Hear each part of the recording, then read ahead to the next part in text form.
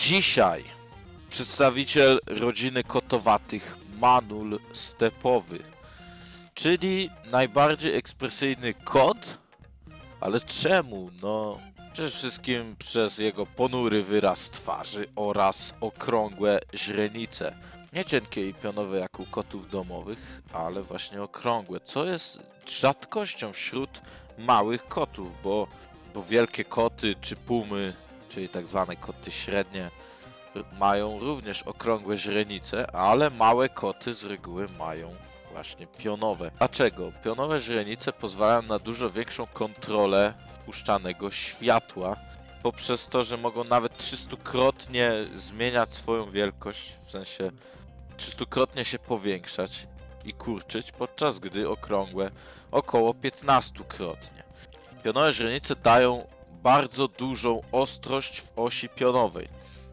No wiadomo, nie tak dużą na boki i też pozwalają bardzo dokładnie określać odległość, co jest przydatne przy polowaniu z zasadzki, bo małe koty właśnie z reguły polują z zasadzki. Tak jak nasz kot domowy, czy oceloty, czy szpiki, czy inne małe koty. Natomiast Manul również poluje z zasadzki, a źrenice ma okrągłe, tak jak większe koty, które polują poprzez pogoń za zwierzyną. Ale czemu Manul w takim razie ma również okrągłe źrenice? No, jest to trochę tajemnica, ale takie najbardziej prawdopodobne wyjaśnienie jest takie, że Manul ma dużo bardziej zróżnicowane terytorium do polowania niż z reguły małe koty mają. Tak jak i musi ciągle oglądać się za drapieżnikami, bo żyje on na w miarę otwartych przestrzeniach, na płaskowyżach centralnej Azji. Głównie stepy, pustynie, ale także taką tundrę, powiedzmy, bardzo ogólnie chłodne klimaty. Nawet temperatury sięgają tam minus 50 stopni Celsjusza. I poluje on w dzień, w przeciwieństwie do większości małych kotów, które polują w nocy. A poluje on głównie na zajęczaki zwane szczekuszkami, ale też i gryzonie, ptaki, a nawet ryby czy owady. Są one mniej więcej wielkości kota domowego, ale najbliżej spokrewnione są z kotkami, czyli takim azjatyckim rodzajem kotów.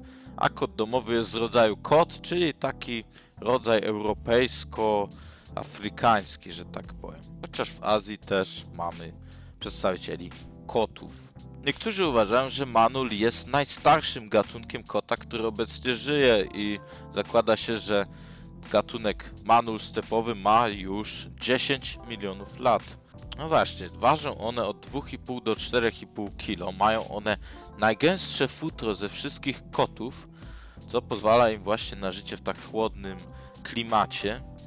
To futro może mieć nawet 7 cm długości, a więc sam kot wygląda na dużo większego niż w rzeczywistości jest.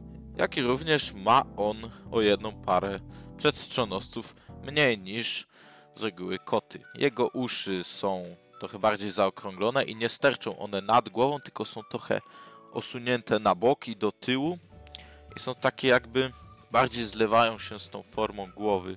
Jest to najprawdopodobniej adaptacja, aby się lepiej kamuflować po prostu, bo Manul też nie jest drapieżnikiem totalnie szczytowym i pada czasem ofiarą orłów czy innych ptaków drapieżnych lub innych naziemnych drapieżników.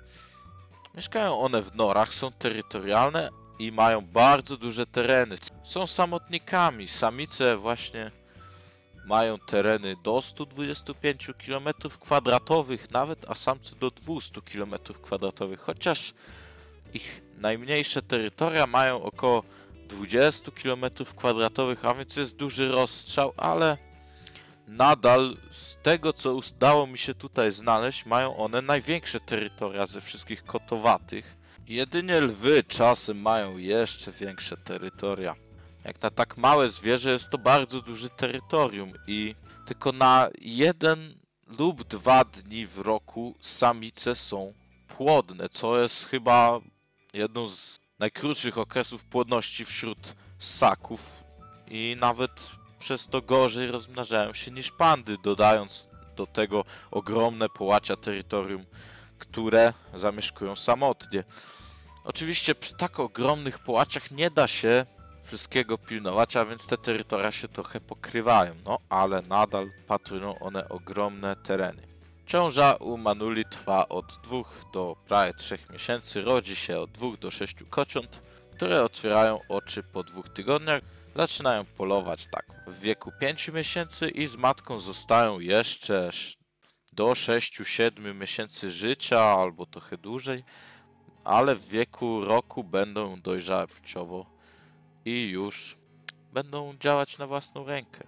Przez to, że są one tak, że tak powiem, skrytymi jednak zwierzętami, ciężko nam jest je badać i nie wiemy o nich wiele. Nie są one zagrożone według naszych danych, ale nadal ryzyko istnieje, bo kłusownicy często na nie polują i używają ich skór do ozdoby, a reszty z ciała w medycynie tradycyjnej. Możemy spotkać jednak w kilku ogrodach zoologicznych, nawet w Polsce, we Wrocławiu czy w Warszawie, chociaż ja w obu nich nie widziałem manula, bo są one właśnie dość skrytymi zwierzętami. No i co?